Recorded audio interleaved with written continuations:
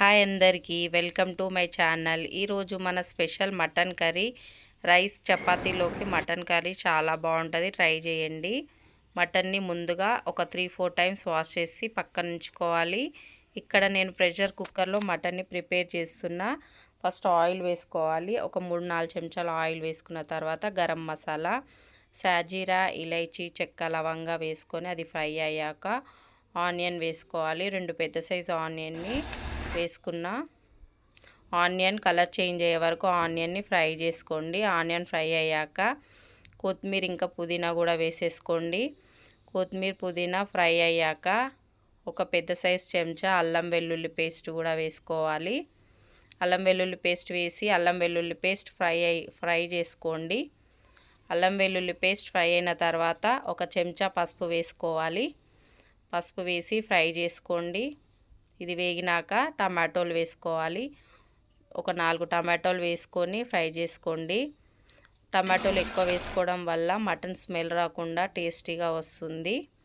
ముందుగా కడిగి ఉంచుకున్న మటన్ని కూడా వేసేసుకొని బాగా ఫ్రై చేసుకోండి.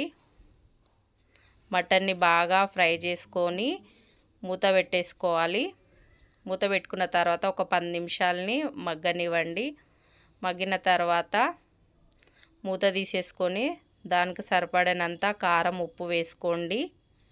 మీరు ఎంత తింటే దాని తగ్గట్టుగా కారం వేసుకోండి. నేను ఒక చెంచా కారం వేస్తున్నా. కారం వేసేసుకొని సాల్ట్ కూడా వేసుకోవాలి. ఒక చెంచా ధనియాల పొడి కూడా వేసేసుకొని బాగా మిక్స్ చేసుకోండి. కారం, ఉప్పు మొత్తం మిక్స్ చేసుకున్న తర్వాత ఒక 10 నిమిషాలు మూత పెట్టేసుకోవాలి. మూత పెట్టేసుకొని బాగా కారం మగ్గే వరకు మగ్గించుకోండి. ఒక 10 నిమిషాలు. ఒక 10 నిమిషాల తర్వాత మూత తీసేసుకొని దానికి సరిపడినంత వాటర్ వేసేసుకోవాలి. వాటర్ ముక్కలు మునిగే వరకు వాటర్ వేసుకోండి. ఒక గ్లాస్ వాటర్ వేసుకున్నా. వాటర్ వేసుకున్న తర్వాత మళ్ళొకసారి మిక్స్ చేసుకోండి. కొబ్బరి పొడి వేసుకోవాలి. ఎండు కొబ్బరి పొడి బాగా వేయించేసుకొని మిక్సీ బట్టి కొబ్బరి పొడి, ఎండు కొబ్బరి వేసేసుకోండి. ఎండు కొబ్బరి వేసేసుకోవడం వల్ల మటన్కి మంచి గ్రేవీ చిక్కగా వస్తుంది, అలాగే టేస్ట్గా ఉంటుంది.